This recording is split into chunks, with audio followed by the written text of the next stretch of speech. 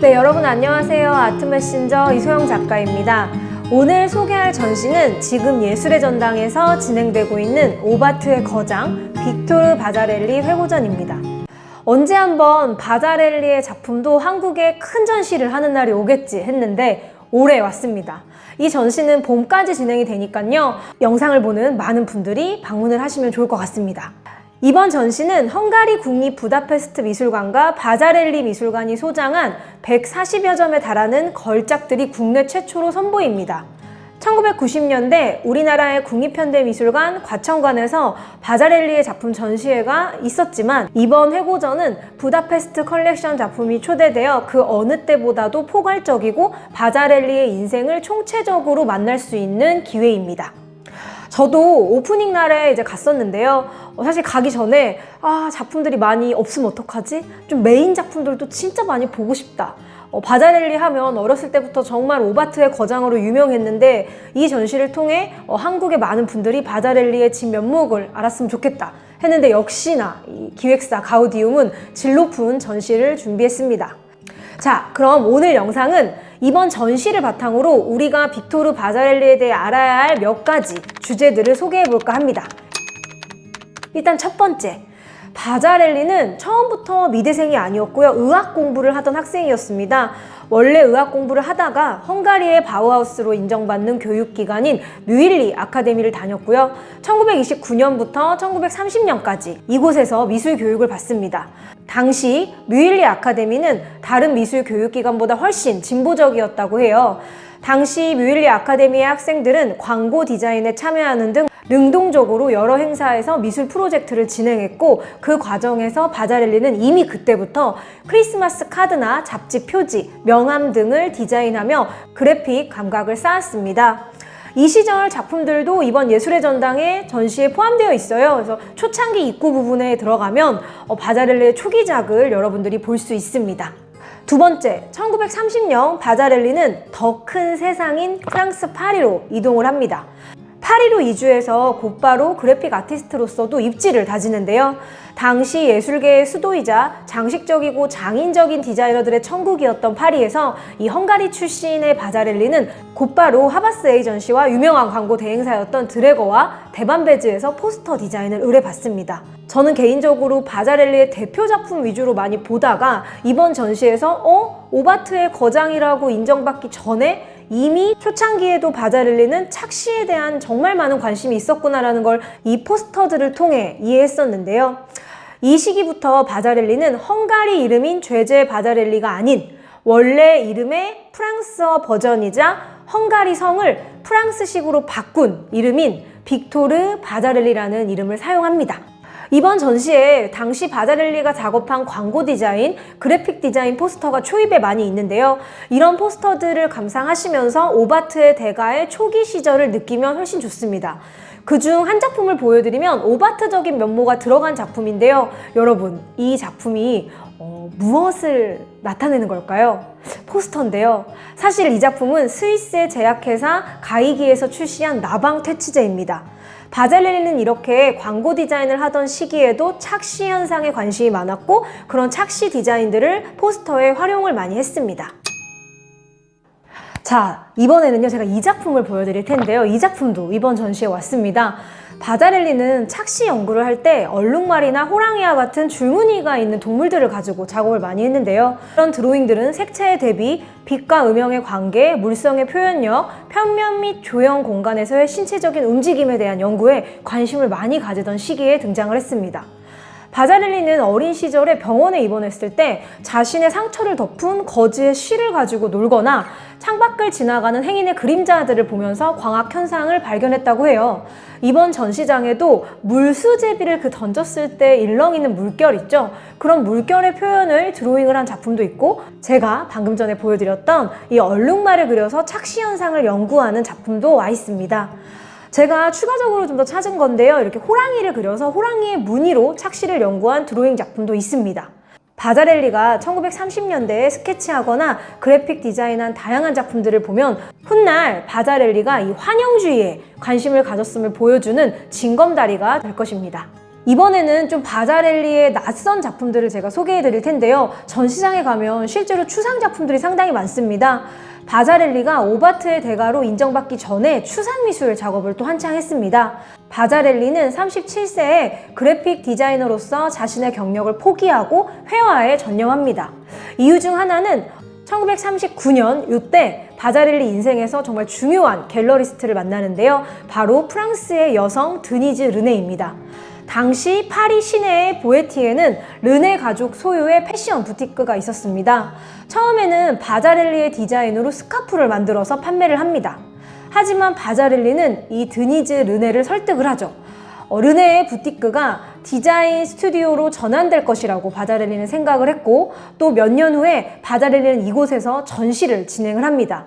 즉 바자렐리 본인도 본인 자신의 한계를 일러스트레이터나 그래픽 디자이너로서만 정한 것이 아니라 회화 작가로 전념하기 위해 이 드니즈 르네와 함께 협업을 합니다.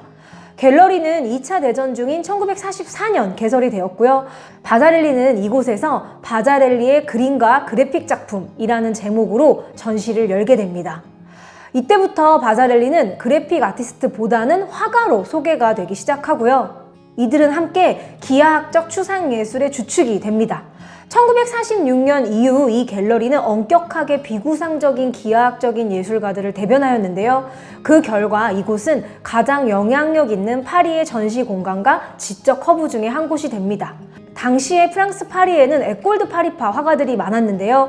이 갤러리는 에꼴드 파리파가 지향하는 바와 대조적이었지만 오히려 전통적인 회화 요소를 완전히 버리지는 않으면서 프랑스의 어떠한 취향보다는 보다 대범하게 기하학적 추상을 대변하고자 합니다. 2차 세계대전이 끝난 후 1, 2년 동안 바자렐리는 전후 프랑스에서 높은 평가를 받았던 추상적이고 비구상적인 앵포르멜 화풍을 실험하기도 합니다. 이 시기는 바자렐리가 그래픽 아티스트에서 순수 미술가로 성장하는 데 있어 매우 중요한 시기였습니다. 전시장에 가면 이 시기의 작품들이 있는데요. 캔버스 양면으로 그려진 추상 작품도 있고요.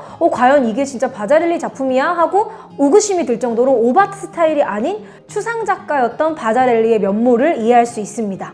저는 개인적으로 추상을 상당히 좋아하기 때문에 이 공간의 작품들을 좀 오랫동안 봤습니다.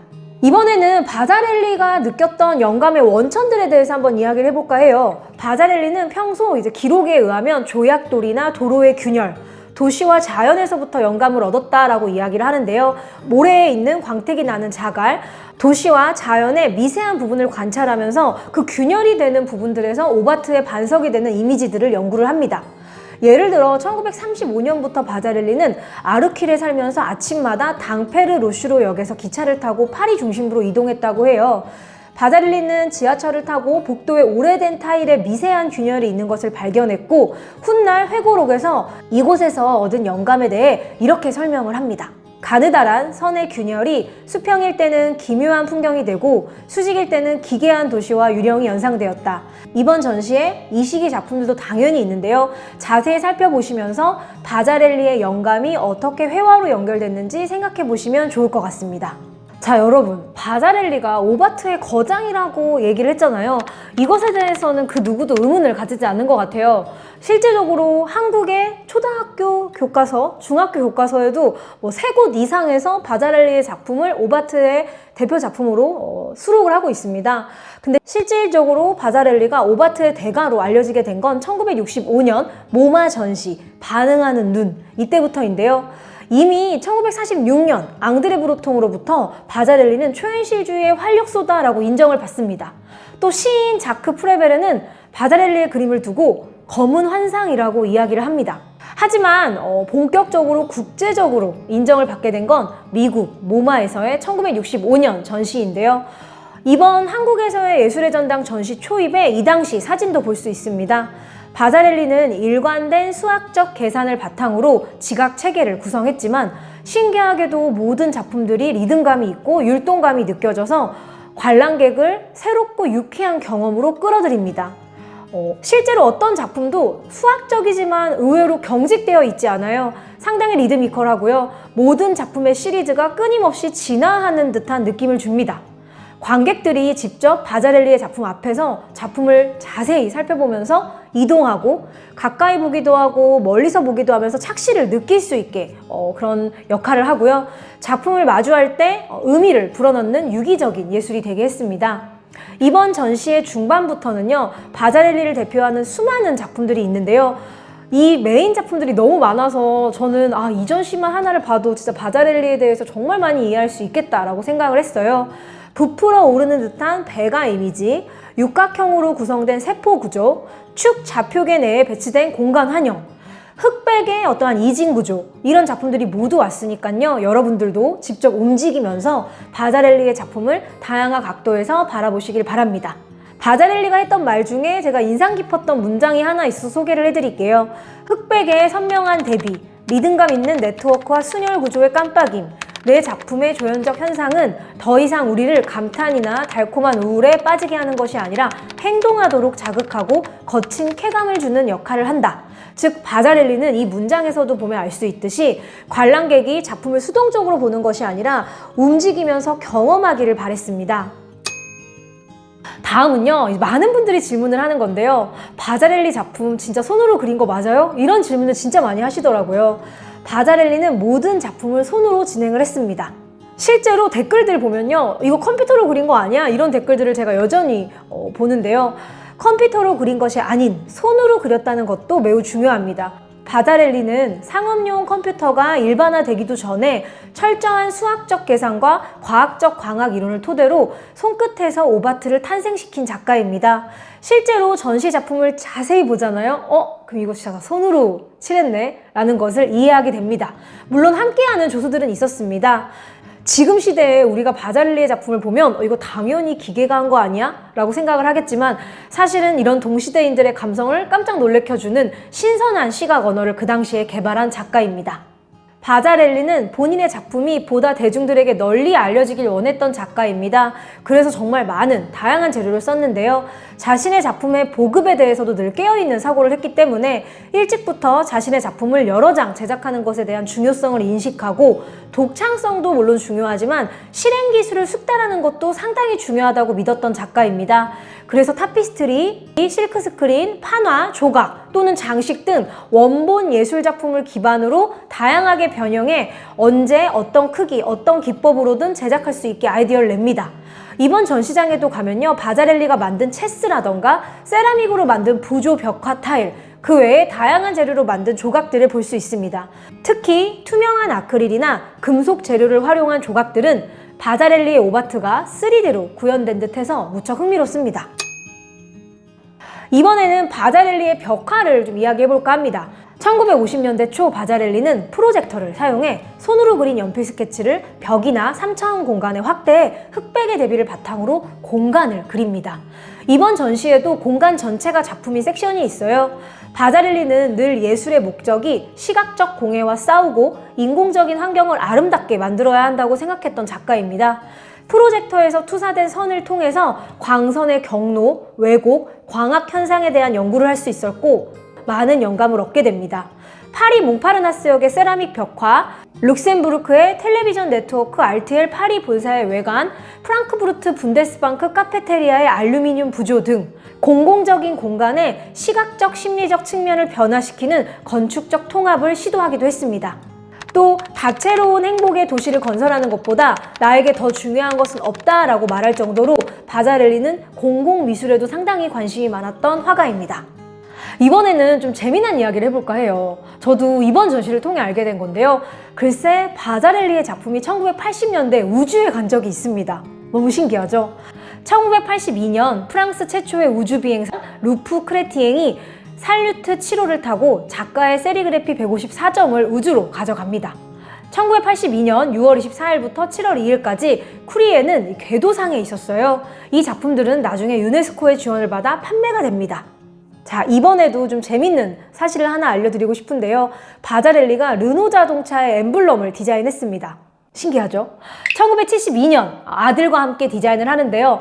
사실 아들도 화가입니다.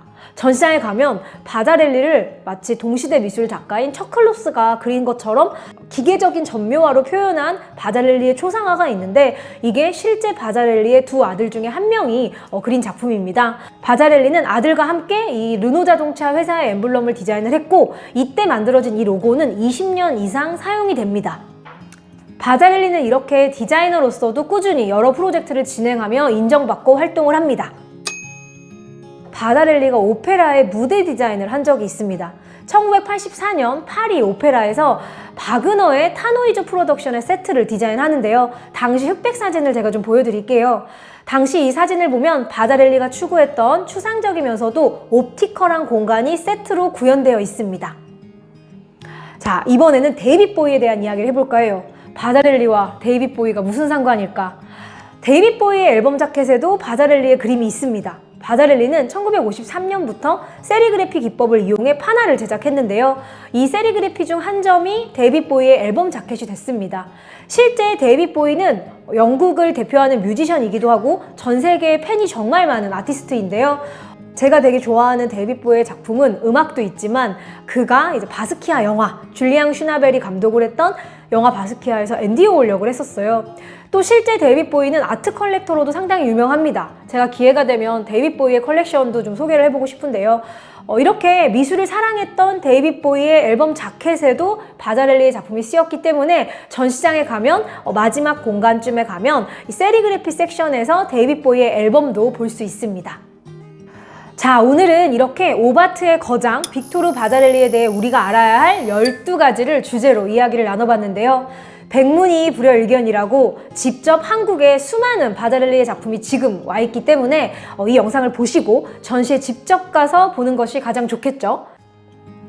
자, 오늘 영상은 여기까지 마치고요. 다음번에 저는 또 다른 미술 이야기로 만나겠습니다.